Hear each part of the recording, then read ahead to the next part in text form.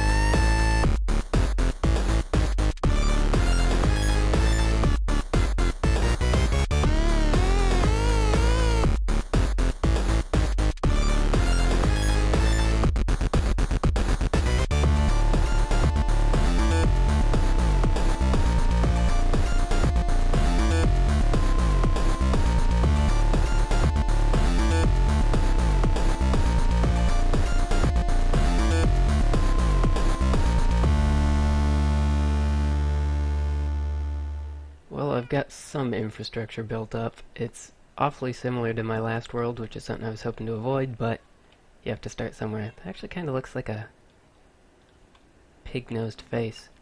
Anyway, if you were wondering what I was doing with those signs in that water, there's not much water around here, as you can see.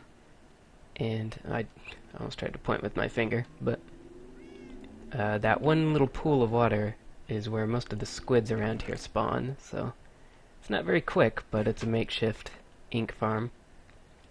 So we've got our assembly table, a little mob system of vanilla spawners to get zombies and skeletons. Vanilla because you can use them to fill up soul shards. And I don't have a good EU system yet. And I've been putting off making things like a blast furnace because I don't have the EU for it.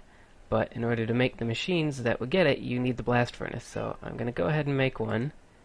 Already got it all set up. And I'm just going to have to find a temporary place to put it for now. And to ensure I don't get locked into the temporary location and end up making it the permanent one, just de facto. There we go. I highly doubt I'll forget to move that later.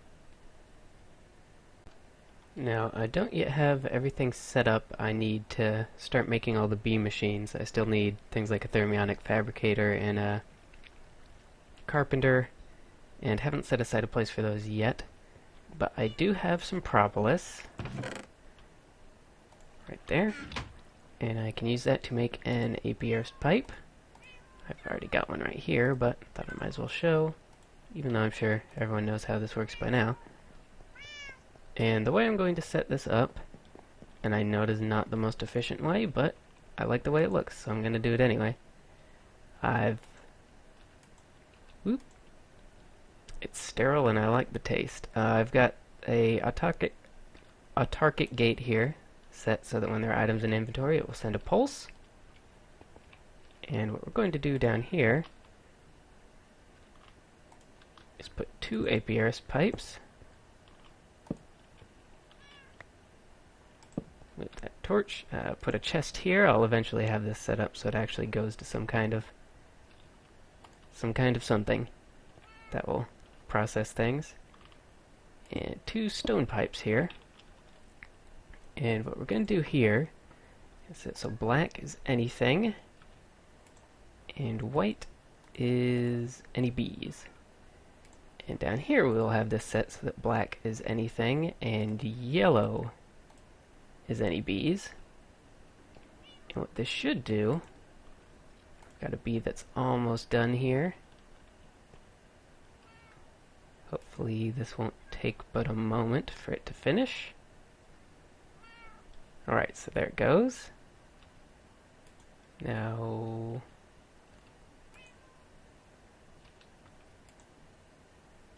I don't know why this gate is not doing anything.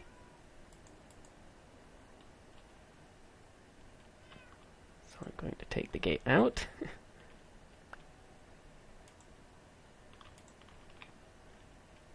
Oh boy.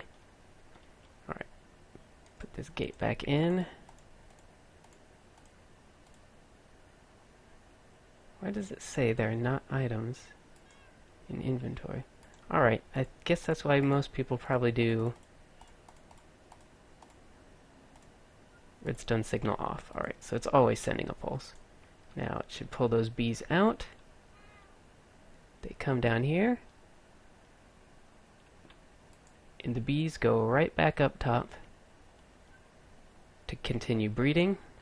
And any items that came out go down in the bottom. And I know that there are clearly more efficient ways to do it than using 2 APRS pipes, but hello. But the reason I did that is so that I can have it flush. And I guess that's that for now. Time to go work on those machines a bit more. Now, one of the problems with things like thermionic fabricators and rolling machines and such is that they'll drain MJs all the time, whether they're running or not. So I was trying to figure out a system to put them over here where I'd have maybe some kind of levers to turn them on or off when they're not in use. But instead I decided to use a blue electric setup so I can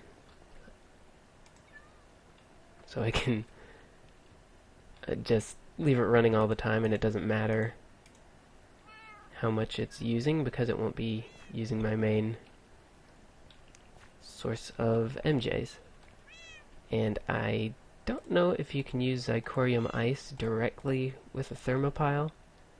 I think you can't, but I'm lazy and haven't tested it. So instead, just put down some water. I don't know what I did there. That froze awfully quick. What is... Okay, apparently they don't create ice on their own. But they do have some very strange behavior that I was not expecting there. But anyway, so we've got a row of ice down, ice that can never melt, because if anything breaks it, it comes right back. So next we put down, oh, do I need water there as well? I think I do. All apologies.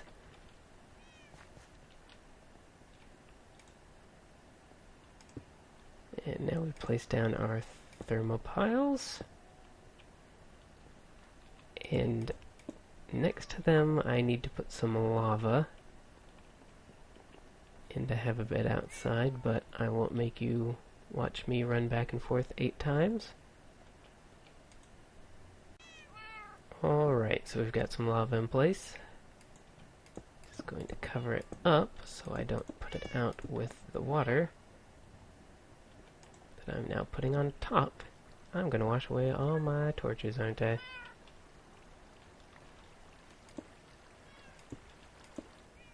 Alright, and it may not look like much, but we should be ready to put a blue electric engine on the end of this. But first I have to go build one. Alright, so it took it a minute to get going, but that is there now. We should be ready to put some conduits here, and there is a graphical glitch where blue electric engines don't look like they connect to redstone conduits. But it should still work. I can test that. Well, I can't really test it with that. I can test it with a rolling machine. And it is very slowly getting power. So hopefully, yeah, they should all work out alright. They're going to be a constant draw of power normally, but I'm only going to need them sometimes, and this should work for that. And boy, these cats. Alright, and one last thing I want to do before closing is make myself some new pants. So I think the way I want to do this is use some of these fire ingots to make legs with fire aura. And then using this uncrafting table, I'm going to make some Naga scale leggings because they come with protection. So now we've got some fire aura protection pants. And now make them again with thaumium. And now I've got that. And as soon as I get a repair book, I can throw that on there, but I don't have one yet, so until I get one. Oh, these cats. So, yep,